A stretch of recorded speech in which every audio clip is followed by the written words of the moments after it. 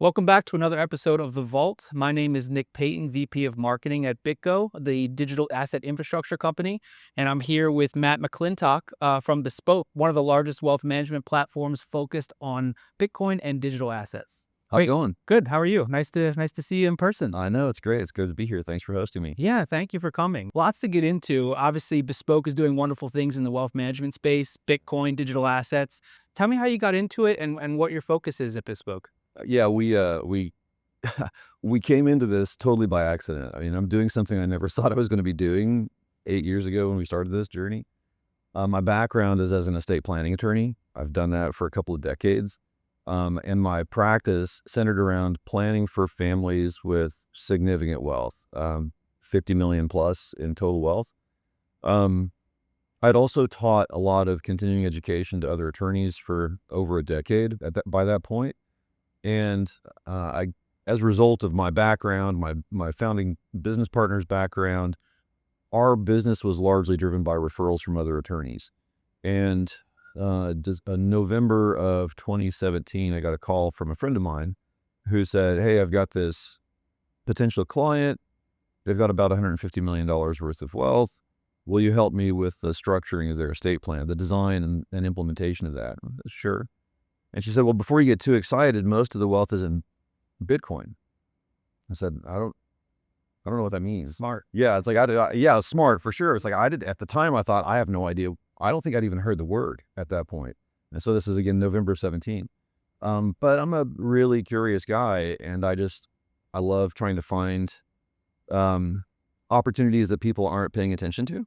And so I drove up to this attorney's office and sat down with the attorney and this young family, and just was fascinated by their story. They had gotten into Bitcoin back in 2010, 2011, so really early, and they went in heavy, and they had just built and built and built in the Bitcoin space. And between the time I had the initial call and the time I went up to meet with these people, I had started doing some searching around what is Bitcoin.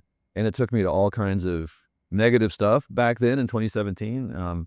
The Mt. Gox hack was only a few years in the rear view. Silk Road had recently been dismantled. Ross is in prison. And it's like, this seems like this is radioactive. And there was an ICO craze going on. Or the whole ICO craze. Yeah. And just come out of the hard fork wars and all that kind of stuff. And I thought, I'm not sure that this is legal, but I'll check it out. And so I sat down with these people who would ultimately become clients, and they would be the ones that started me on this journey, because we ended up being hired by this family to do a lot of really creative estate planning, innovative trust structures, using different jurisdictions, both across the United States and some international jurisdictions, just based on the outcomes they were looking for. And the first hint, I think, that we were going to be going in a new direction is they said, "Well, can we pay you in Bitcoin?" I said, "Well, I mean, somehow the answer has to be yes, but I don't know how that works." Yeah. But we figured that part out, and they started paying us in Bitcoin. And then as we were designing their strategies, one of the things that they wanted us to solve for was anonymity around real estate acquisitions, because these folks have been fairly well known in the Bitcoin space, and once you have a certain profile, whatever your form of wealth is, there's a celebrity status that attaches. And then just they were concerned about people being able to search by their names, index that against real estate, and they said, "You guys got to fix this problem." And so we created a series of strategies that would keep them out of the chain of title on real estate from a privacy perspective. And our solution was, well, we'll create our own company. It's going to be bespoke because it's only for you. It's tailor-made to solve a specific problem. And so we inserted Bespoke as a company at that point to serve as the real estate manager for real estate for people. And so rather than the client's name being indexed in chain of title, it was my company's name as a fiduciary manager to their company underneath, as a holding company underneath a couple of trusts. And it was this really elegant, what we thought pretty creative solution. And we called it Bespoke because we were crafting a strategy for a specific purpose for this family. And then as As Bitcoin kind of sucks you into its gravitational field, just the more I learned, the more curious I became. And so then I started teaching other attorneys and other CPAs about what Bitcoin is, how it's taxed, how you can structure it in various trust structures or other strategies to get certain outcomes from a tax perspective or legal perspective with this new asset. And much to my pleasant surprise, that just became a referral engine for us, because those attorneys and other advisors just didn't want to. I mean, honestly, I think they didn't want to do the work. And they just said, well, you guys just take it. So then all of a sudden we have these hundreds of people out there that I have taught, that my business partners taught about Bitcoin, about crypto, about tax, about strategies. And we become the guys who know how to do that. And one client leads to 3 others, leads to 5 others, leads to 10 others. And the flywheel starts turning. And along the way, most of those people said, yeah, I want a bespoke solution for my family too. And so then we started kind of taking that out to scale. 2022, 2023, especially under the prior presidential administration, when Gary Gensler was head of the SEC, there's obviously a lot of concern within the crypto space. Is this going to be a security? Is it not going to be a security? What's the SEC going to do? Regulation wasn't clear. Regulation was not clear. The regulatory landscape was pretty hostile. And so just to kind of get ahead of where things might be going, we went ahead and restructured Bespoke to form an RIA inside of Bespoke Group. So we have an SEC registered arm as well inside of Bespoke Group. So we restructured Bespoke Group, and it's now a family of companies. Bespoke Group is the name of the overarching machine, if you will. Yeah. But we've got an advisory arm, which is SEC registered. We've got a family office arm, which is not SEC registered. There's the stuff the SEC cares about, and there's the stuff the SEC doesn't care about. We also have an international arm. And so it's a matter of, we have just kind of organically evolved forward as our clients have asked more of us. And so just by continually staying open and curious and kind of from a service perspective, if the clients want something, we find a way for the answer to be yes. And then we structure our company along those lines. Wow, it's so amazing to see where the industry's come, even in just from the 2017 years or 8 years. Yeah, because I remember not that long ago, the question was, oh, how do I get it off the exchange and store it? Now we're talking about sophisticated things such as multi-generational estate planning, trust setups. And so I also loved your comment about got pulled into the gravity of Bitcoin, because I'm sure you've heard before people talk about how Bitcoin is a black hole that's sucking up all the asset value in the world. Because truthfully, the rest of the investment world is denominated in currency that is quickly being debased. Yeah. We say, I know that this is something that you're familiar with too. It's like Bitcoin does reprice everything. It really does. That does. It's like, it reprices, and it changes your worldview about money. It certainly has changed my understanding and my construct of money. It's been a fascinating. I always felt that Bitcoin was, and this is just my opinion, of course, but I've always felt that Bitcoin was a lesson in patience. And I think it's actually good for humanity. So instead of people looking at short-term, quick trade solutions, and don't get me wrong, some people can do that effectively, but 99.9% of the world cannot. But they think they can. And instead, Bitcoin forces you to take a longer-term perspective and actually denominate life in truth, essentially. Interesting. Yeah. So I've always viewed it that way, which is, it's great to see this coming full circle. In terms of all the estate planning and all the unique trust setups that you're doing, I'm curious, what made you decide to partner or work with BitGo, and how is BitGo servicing both Bespoke and your clients? Yeah, BitGo serves a critical role in that, in those relationships, because one of the biggest challenges when you're planning with Bitcoin or honestly any other bearer asset, here in the vault, as we were walking down here, I noticed paper physical stock certificates that are framed on the wall. And those are, back in the day, those were bearer assets, where possession of that certificate was tantamount to ownership. And so it's like by default, he or she who has physical possession of that bearer asset, whether it's Bitcoin or stocks or whatever, that is presumed to be ownership in some capacity. But when you are a custodian, like a bank or like BitGo, you're not taking custody for your own benefit. You're taking custody as a fiduciary on behalf of the rightful owner of those assets. And so custodians like BitGo are essential because when you have truly consequential wealth in Bitcoin, just like in any other asset, if you want to get certain legal outcomes from your ownership of those assets, you have to establish legally recognized fiduciary title held ownership of those assets. And so in that respect, Bitcoin is no different than the physical paper stock certificates of a prior generation. It's like New York was built on this notion in part that as financial assets are moving in certificated form, like shares of General Motors or shares of General Electric or whatever it is, you have pieces of paper that say, well, this is Nick's piece of the company or this is Matt's piece of the company. Well, if I have my physical shares of General Electric, for example, and that's the bearer asset that I have, if my house floods, my house burns down, the certificate is gone, how do I prove ownership of those assets?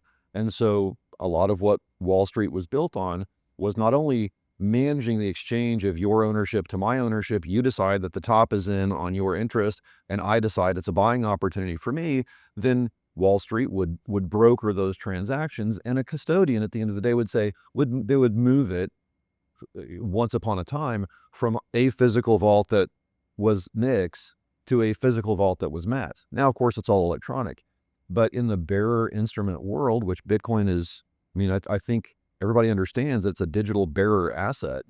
In order to get certain tax or legal outcomes, you have to have a legally recognized structure with a legally recognized fiduciary, some trust company or some trust officer of some, of some stature, and the assets inside this structure have to be title held to that structure.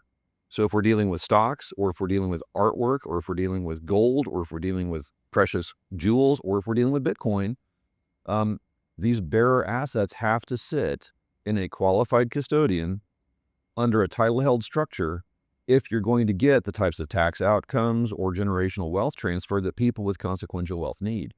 And a lot of the messaging a lot of the story we're trying to get out there is just the reality that those of us, I think, who grew up to a certain degree in the Bitcoin space over the last 8 years or 17 years, however long our journey has been, we've had this mantra pounded into our brain: not your keys, not your coins, not your keys, not your coins. Yeah.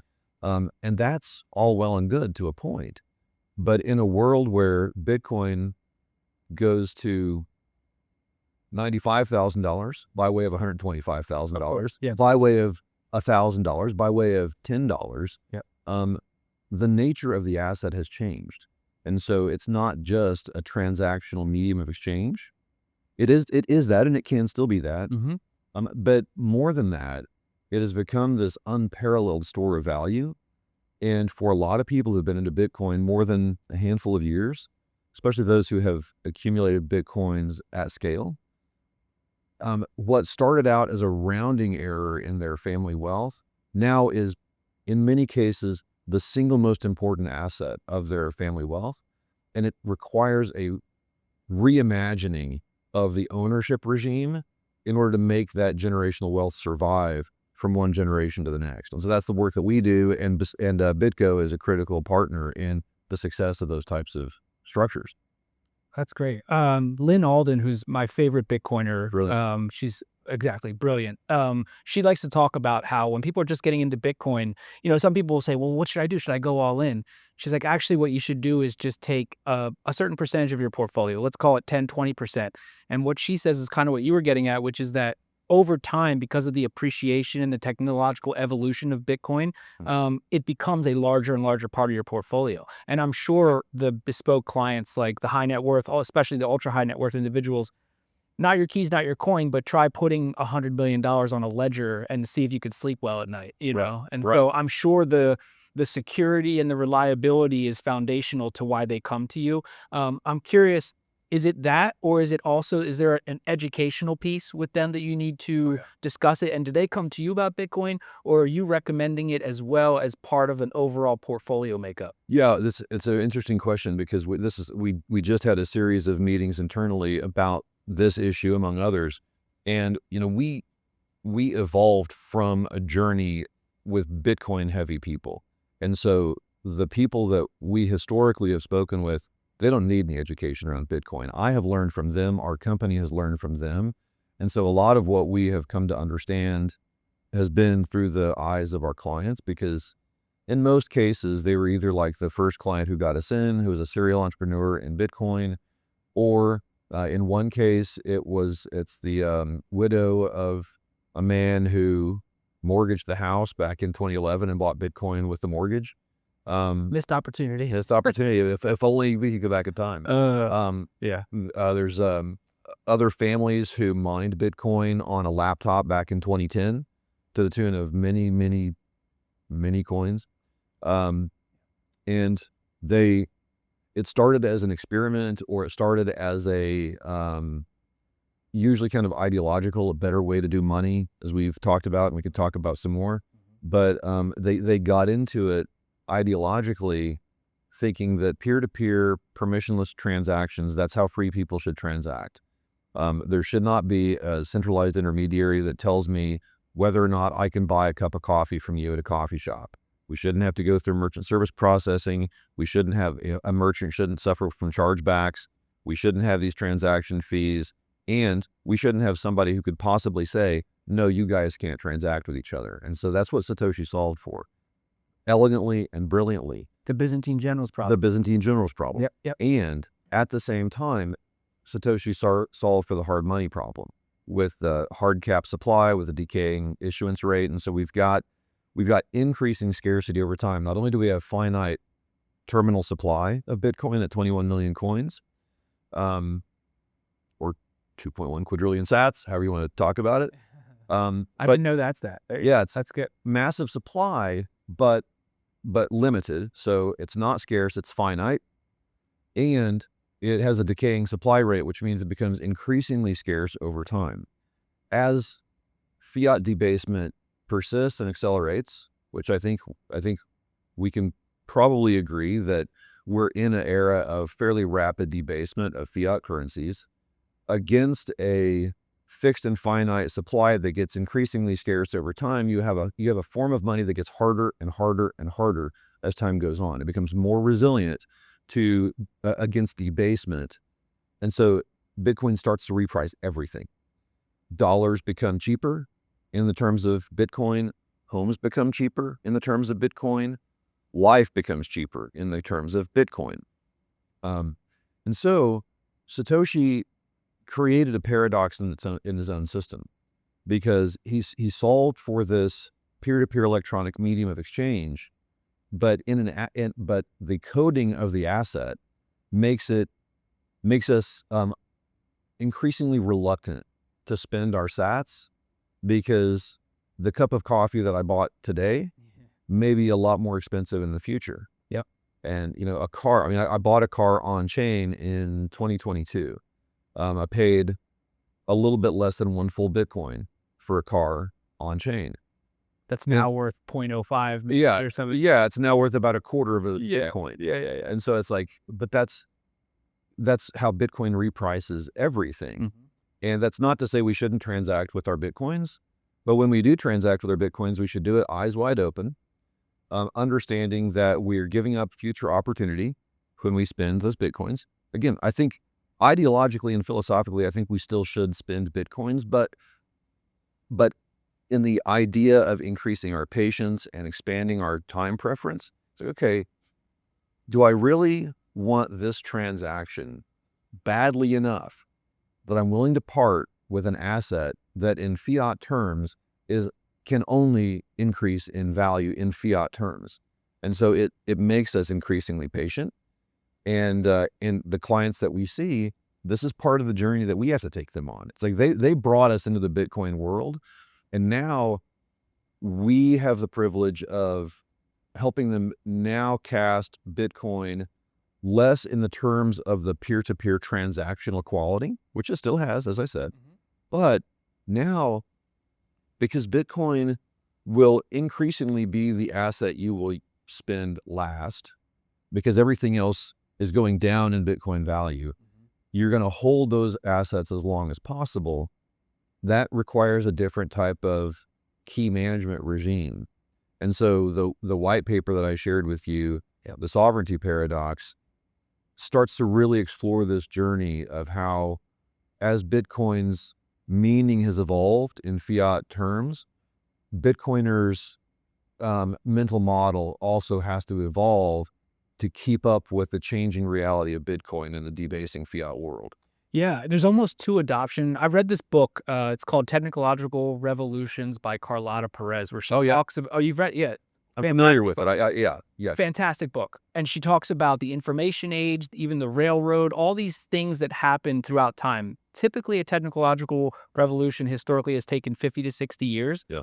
And what's interesting about Bitcoin is it's a combination of what everyone doesn't know about computers and money. And Right. you have two adoption curves going on right now. One is the store of value, and then one is the medium of exchange. And I feel like some people will talk about digital assets, which, I'm a believer in all digital assets, of course, and I think people need to do, what's best for their individual portfolio. But I do have obviously a lot of preference towards Bitcoin, as it sounds like you do as well, which is great. Um, but I think what people miss on when they start to talk about all these other digital assets is they always talk about the speed and the rails. And it's like, but if the underlying asset is not some sort of store of value, how is that any different from fiat? Right. And so to go back to like what we were talking about on this melting ice cube of fiat, essentially, people are used to getting 10, 12% return per year at the S&P 500. And I think a lot of people are waking up, particularly bespoke clients, where they're like, well, hold on.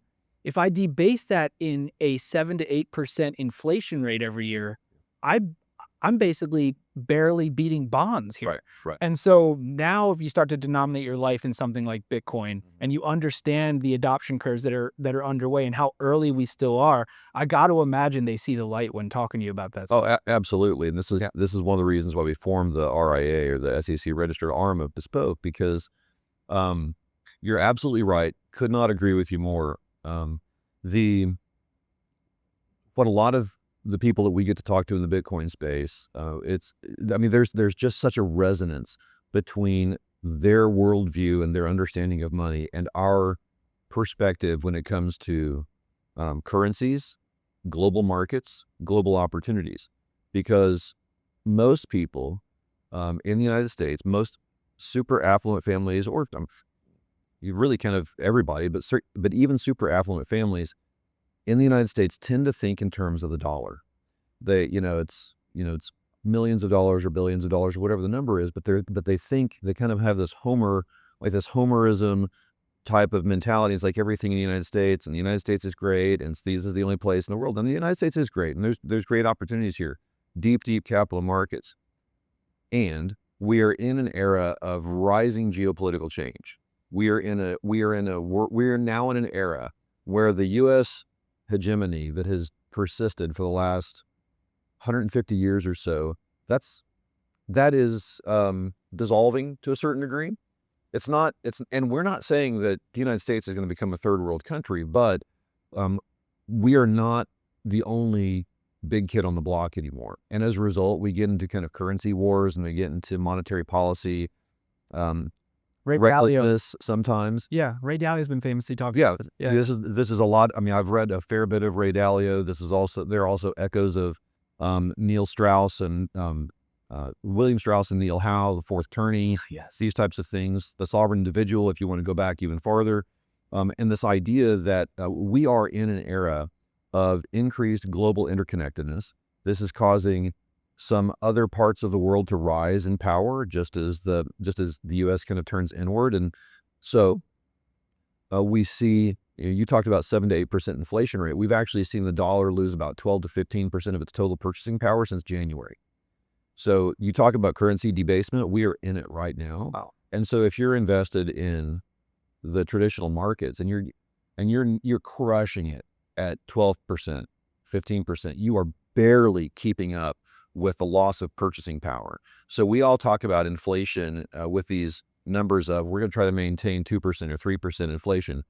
That's only part of the story. What we're not talking about is the actual loss of global purchasing power of the dollar against other assets. And they keep changing the basket with which they're measuring Exactly. CPI Yeah, anyway. it's just a game. Yeah. It's like a shell game, and so it's like a Times Square shell game of 3-card Monte or whatever. Follow the ball.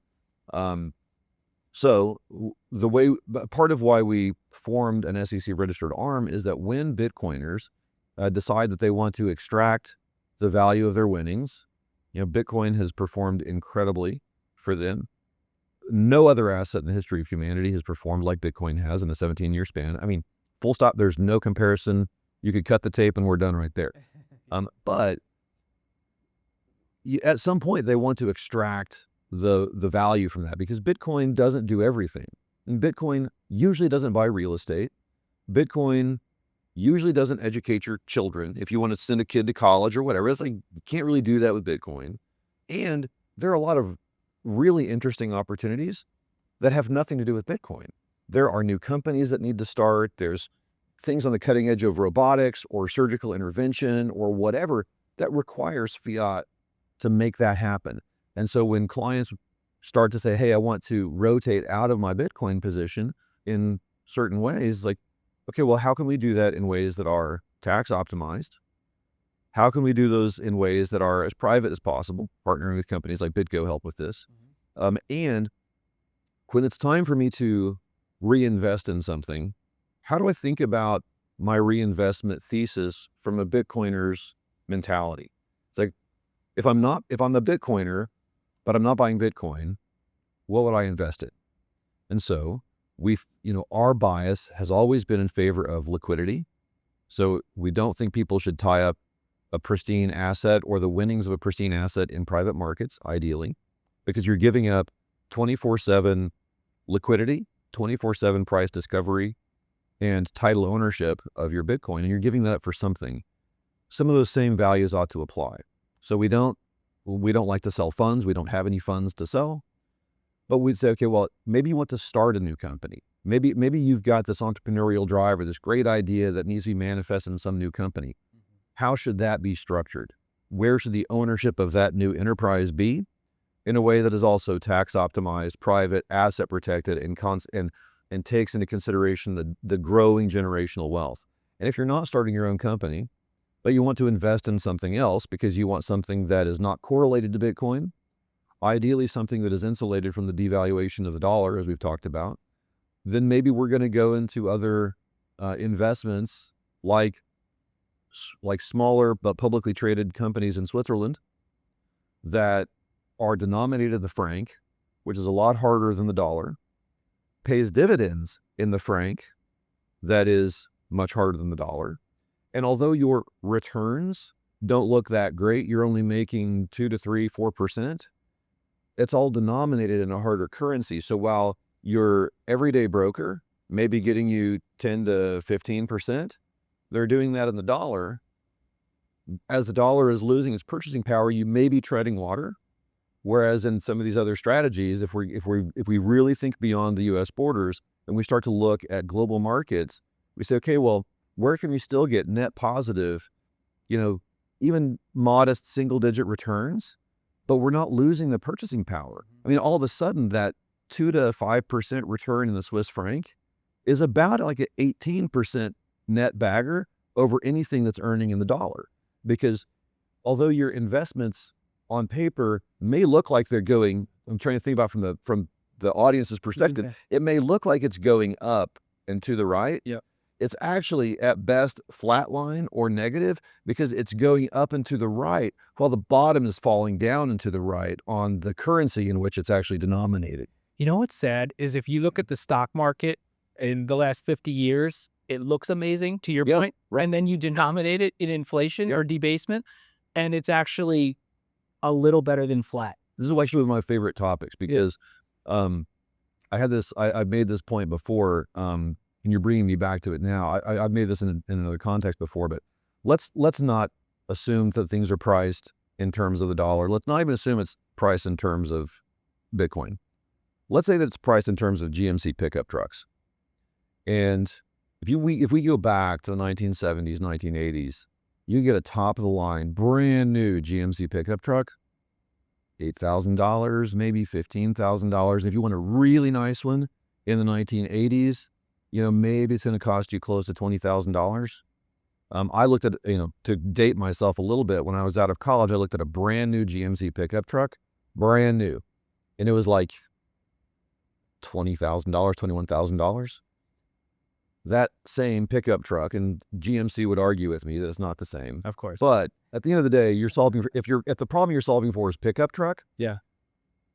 A comparable pickup truck today is going to cost you about $75,000, $80,000. Oh yeah. It's like, it's like, is it because the value of the pickup truck has really gone up that much? Probably not. It's probably because we have debased the currency. We've debased the bottom out of the currency through things like the great financial crisis and the TARP bailouts. Most recently, the COVID big money print. It's like it just seems like time after time after time, for political reasons, we want to send helicopter money and print all types of currency and try to keep inflation under control and play all these monkey games with interest rates. Meanwhile, the purchasing power of our currency just gets further and further debased. To add to that too is to go to the home example on the debasement is, we've heard the same thing is like, a used shoe salesman. I think of Married with Children. He was a used shoe salesman, Right. And he could house an entire family in a nice two-car garage, 2,000 square foot home with a couple cars, white picket fence. Life was good. That's really how things were in the 70s and 80s. And now, of course, the value of homes have gone up, but even worse than that, now the percentage of which people's income, the multiple of which of their income is now having to go to homes, because there's a popular quote that says, if money is plentiful, everything else becomes scarce, which means it becomes more valuable. Right. So not only is the debasement of the currency causing the home prices to go up, but you actually have to spend a larger percentage of your wealth to get that home because it's more scarce than your actual money. Right. Which is crazy. That's right. And And so the cost of home ownership is out of reach for so many people now. yeah. It's certainly true in places like New York and other places around the country, but even in small towns, the typical wage or the typical earning power of most people barely covers rent, and forget about being able to save for a down payment on a mortgage and being able to service that mortgage. We have our currency games and our debasement games have effectively priced most American families out of the types of opportunities that I had as a kid growing up, that my parents had as just a working class family growing up. Yeah. I mean, I come from a family that my dad didn't go to college. My mom was a public school teacher. And so it's like, we did not grow up with wealth at all, but we always had everything that we needed. We always were able to own our house. It's like, I think that those days are largely gone, and it's because we've screwed around with our money. And Bitcoin becomes an opportunity for people to now store value, store their energy, as Michael Saylor would say, but also store their value in something that, as we started this conversation, that reprices everything. It really does. It reprices homes, it reprices dollars, it reprices GMC pickup trucks. Yeah. It reprices everything, but it's because, for me, the epiphany moment with Bitcoin was realizing that this construct of money that we have created as a society is indeed just a construct, and Bitcoin is just a much better way to do money. And crypto, writ large, doesn't solve that problem. It solves other problems, but it doesn't solve that problem. That's the problem that Bitcoin solves, and as a result, it has become the most pristine asset that our clients have. And to this point, kind of my long-winded way to get back to your original question is, we are now increasingly, because of the reputation that we built in the space, we are now increasingly being sought out by very affluent families who have nothing to do with Bitcoin, but they like the way we see the world. They like the way we help them reimagine what wealth means. and what it means to have significant wealth, and how that transcends generations, and how that can actually be used for impact and purpose and things that frankly really do matter. And they say, so then tell me about, how does Bitcoin fit in? And so we actually have, um, for people who don't have exposure to Bitcoin, we've got a portfolio that we refer to as our resilient portfolio. It's a basket of publicly traded companies and other currencies, and one of the assets is Bitcoin, along with physical gold that's held in Zurich, for example. If you want gold, it's like, we see Bitcoin primarily now as a store of generational value that everybody, regardless of whether you came to wealth through Bitcoin or whether you came through wealth in other means, it's like, we do think that Bitcoin has some very important role to play, even for those who otherwise built wealth without Bitcoin. Yeah, I fully agree. And I wonder if it resonates with a lot of these ultra high net worth individuals, these bespoke clients, where when they actually, because there's this misconception that Bitcoin is too volatile. They're like, oh, that's very dangerous to store my wealth in that. But actually, when you look at it with an investor mindset and you look at the Sharpe ratio compared to other assets, it's by far the best. Yeah. The Yeah. volatility is a feature, not a bug. Exactly. Because yes, you can have volatility to the downside. You can have 50% corrections in bear markets, et cetera. But without the downside volatility, you don't get the upside volatility. And then that's when you see 4x, 5x, 10x bull markets. And so when you measure that inner Sharpe ratio, then you start to realize, oh my gosh, I'm leaving so much wealth on the table by not having that at least part of my portfolio. Yeah, I think the volatility has scared people historically. The novelty has scared people as well. And so for people who built wealth in other assets, whether it's early into Amazon, Google, Nvidia, whatever, and they made just a fortune there, they say, well, I don't understand this Bitcoin thing. There's not a company behind it. There are no earnings. I don't know who the executive team is behind this thing. I don't know what product they bring to market. I can't really assess that. And so therefore, they look at the volatility of it, and they look at the just the novelty of it, or the nascent nature of this digital asset, that there's not a known founder. I mean, we know his name. We have no idea really who or what it is. There's not a company behind it. It is just an asset with a market. It's like this immaculate conception of gold, effectively, that now it's like, I mean, who invented gold? It's like, okay, well, depending on your construct of the origins of the world, like, who knows? But it just exists. And so now Bitcoin just exists. And having people, I think for people who are have been historically comfortable with market-driven volatility on companies, to then get them to think about, okay, market-driven volatility on this thing that's like, there's no Jensen Huang or Mike or Tim Cook or Vitalik, yeah, or somebody. yeah, like there's not like a known person or company behind this. Yep. But again, that is a feature to Bitcoin. That is not a bug. And that is one of my bigger concerns about the broader crypto space, is that, I mean, Ethereum, just as an example, is the second largest asset. I remember, what is it, EIP 1449 or whatever it was, that fundamentally changed the monetary policy of Ethereum. Went from proof of work to proof of stake. Is that what you're referencing? Yeah, and it goes from this increasing supply to a decaying supply, where they actually start burning ETH. It's like, if you can change something as fundamental as the issuance rate, and if you can change the monetary policy of an asset by a handful of dudes sitting in a room, I would not have a ton of confidence in that as a store of value. Now, I'm not saying that Ethereum has no value. Ethereum has tremendous value. Yep. Solana has tremendous value. There are a number of chains out there that are solving really compelling problems that Bitcoin was not created to do. Bitcoin was not created to be a smart platform, a smart contract platform, high throughput. It's, again, that's not the problem it was seeking to solve. Bitcoin is money. It solved the Byzantine generals problem, and it solved the store of value and a debasing fiat problem. Yep. Those are probably some of the most important problems that needed to be solved. Ethereum, Solana, smart contract chains, they solve other problems, but the notion that any digital asset is comparable to Bitcoin, that's a false notion. And so if people say, well, I don't want to buy Bitcoin because it's too expensive. They don't realize that you can buy fragments of a Bitcoin. You can buy a stack of sats. You don't have to buy $95,000 or $100,000 worth of Bitcoin. But say, well, what's next? What's the next Bitcoin?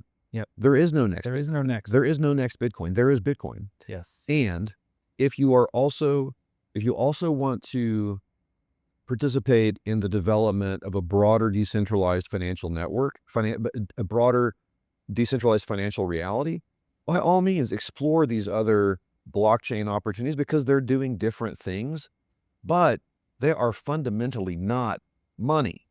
Bitcoin is the money, and Bitcoin it's pristine in that. Oh my God, you're talking I totally agree with you. Yeah, it's like I'm not here to say that everything else is a shitcoin. It's like a lot of them are shitcoins, but it's like they're just fundamentally different. They are. It's like I just don't think you can really run, for example, decentralized stablecoins on Bitcoin. I'm not a technology guy, but it seems to me that you need a higher transaction throughput and velocity to be able to facilitate billions upon billions of daily settlement in a stablecoin. Yeah. Great. Ethereum does this. Solana does this. Other smart contract chains will do that for you. Bitcoin will not do that for you, and Bitcoin should not do that for you because that's not the problem Bitcoin solves. Yep. Saylor has a quote where he, there's just Bitcoin, et cetera, but he says, well, what's the next fire? Like, it was like, no, there's just fire. Yeah, you right. know? Like, and so we still use a wheel that looks effectively like the same wheel we've used for thousands of years. And then maybe that next leg of Bitcoin, when it gets further along the medium of exchange adoption curve, will be something like Lightning or Could be. what have you. Yeah. I wanted to go back briefly to the fourth turning because that's one of my favorite subjects. And a lot of people talk about, it was a meme even a couple years ago where every guy's just secretly thinking about the fall of the Roman Empire. Right, yeah. A lot of people think that the Roman Empire, because I remember this is what we were taught in school, that the Roman Empire collapsed because of the Mongols and war and all these things. And that was a symptom of the problem, but the actual problem and the way that every society in history has ever collapsed that held a world reserve currency was the debasement of said currency. And what I love about Bitcoiners is the optimistic view of Bitcoiners is essentially that, hey, if you believe in the fourth turning theory, which is the strong people create weak times, et cetera, on down through that cycle, and if we are quite frankly in a fourth turning, which the signs point to we are, Bitcoin is the innovative construct that springs up out of the fourth turning that brings us into the next golden era. That's what I believe anyway. And so it's really nice to see Bitcoin maturing both with Bespoke and all the ultra high net worth people who are making it a big part of their generational wealth. But then now you're seeing all these Bitcoin treasury companies springing up. Now, of course, they need the right execution and management teams. Right. However, now Bitcoin is plugging into the credit markets, which, so it's starting to actually weave itself into the traditional financial world. And so I'd choose to take the optimistic view that if we are in a fourth turning, which I believe we are, I think it's not a new country that's going to spring up out of this. Like Ray Dalio likes to hint that it might be China. I believe that Bitcoin is the institution that's going to spring up and lead us into the golden era. I'm curious of your thoughts on that. That's really interesting. I hadn't thought about in that context, but this is also echoes of the sovereign individual. So if you've not read that, that should be on your list. Yeah, okay, great. It's great. So it's a really interesting idea. Back to the idea of like the fall of an empire. Yes, I agree that the debasement of currency is part of the root of that. And that is also a root cause for more, I would say, more proximate cases of a nation's decline, which is rising inequality. We have the wealth divide is vast and growing rapidly. Yep. Not only in this country, but in developed nations rather. And there's like the games that we play with money is both symptomatic of and a precursor for continued and accelerated moral decline. And I'm not here to be a moralist, but this is part of what history has told us about the unraveling of the Roman Empire and the slave classes versus the aristocratic classes. We had all the gladiatorial games, and just there's this moral decay that took place. Populism started taking hold. Yeah, exactly. Yeah. And then emperors get slain, and we've got these gladiatorial games, and it's this bloodbath, and it's just like there's this bloodthirst in the Roman Empire, and eventually, I think it was less maybe exogenous forces and more like endogenous decay. It's like it's probably a combination of these things. Agreed. But the center collapsed as pressure came in from the outside. And I think that's just the story of all empires. Agreed. I think that we may be in some phase of that in this country now. We're 250 years into this republic experiment that we've had, and we've lasted longer than most republics by this point. Yep. To the extent that Bitcoin, I mean, I think Bitcoin plays a role. Whether Bitcoin is the fullness of that, I don't know. Maybe that is the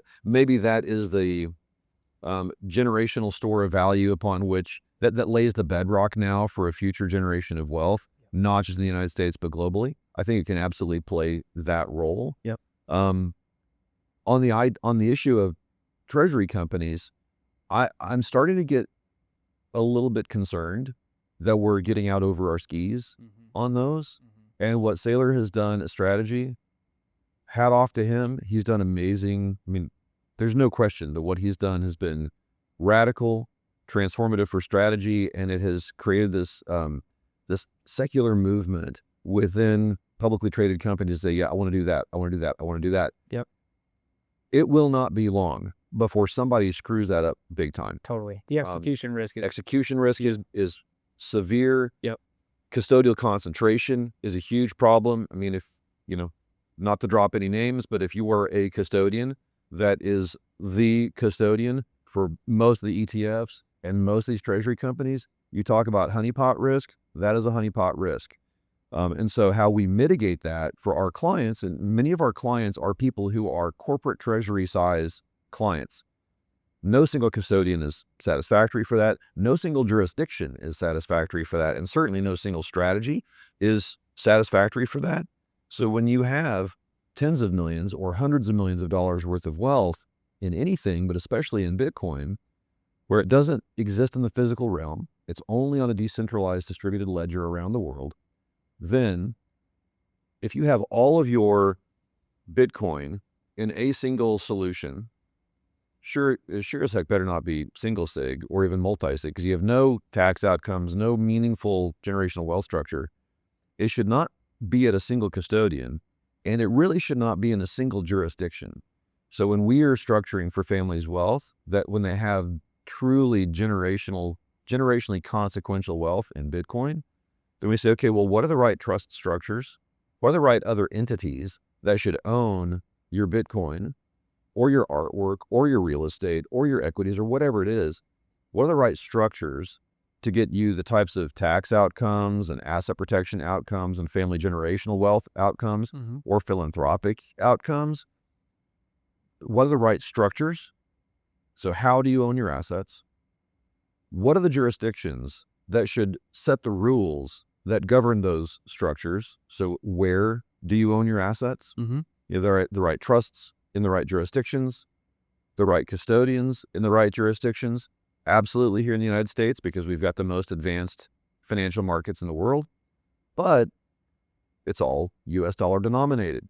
It's all subject to oversight by the whims of any particular administration in any given era. Yep. So maybe we have some in qualified custody in Asia. Maybe we have some in qualified custody in Europe. Maybe we have some in qualified custody in the GCC. It's like, so when you've got wealth of such magnitude that you have significant concentration risk of any given jurisdiction or any given custodian. It's like regulatory risk. Yeah. Yeah. I mean, the story is, it's this whole all your eggs in one basket type of thing. Yeah.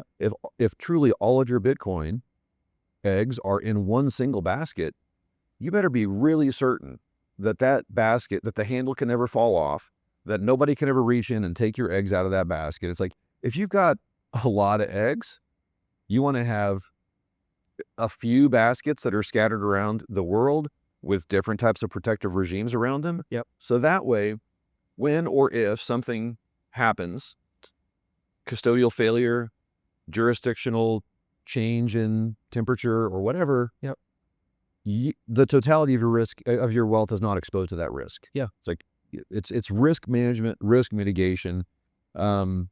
And it's as true for Bitcoin as it is with anything else.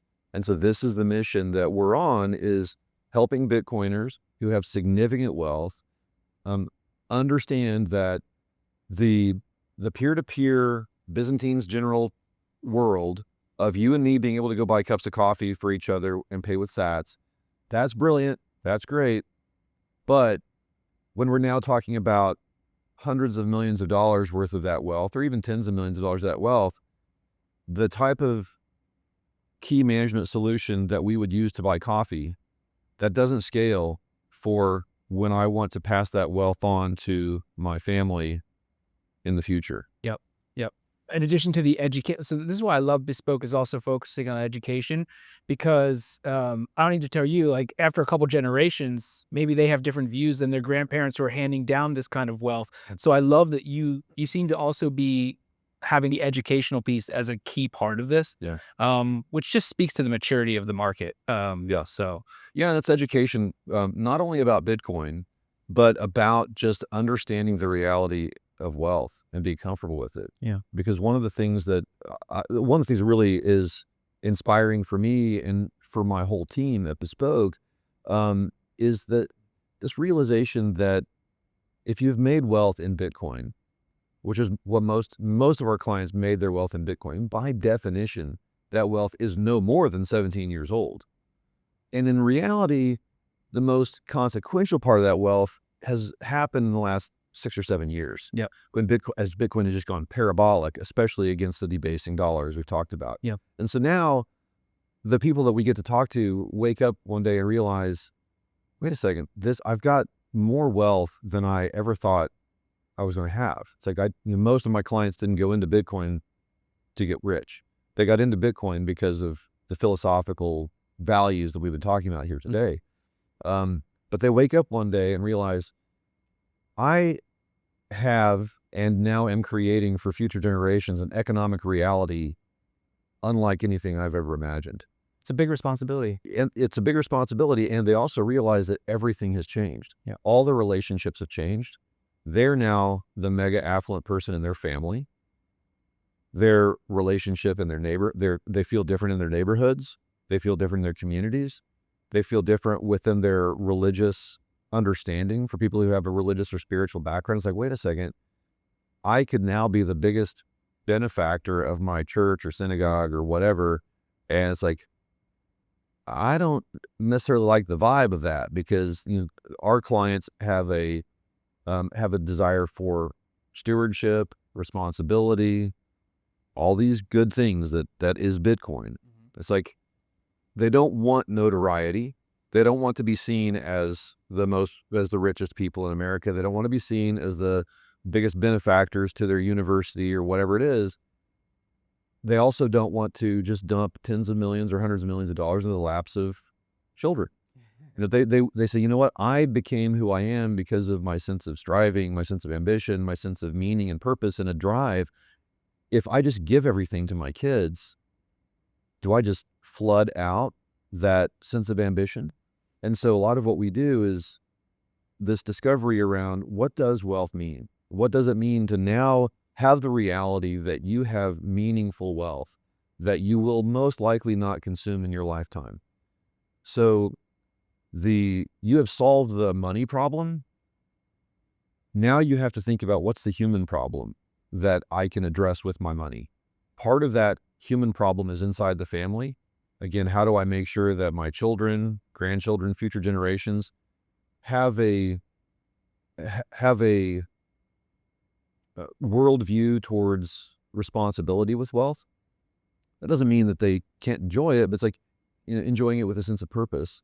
And then beyond my family, how should I use my money? Because if, one of the things that the part of the narrative we're trying to change maybe in the Bitcoin space is this idea of, Bitcoin is a citadel. And, someday those who have Bitcoins will be all secure in our little citadels while the world burns around us.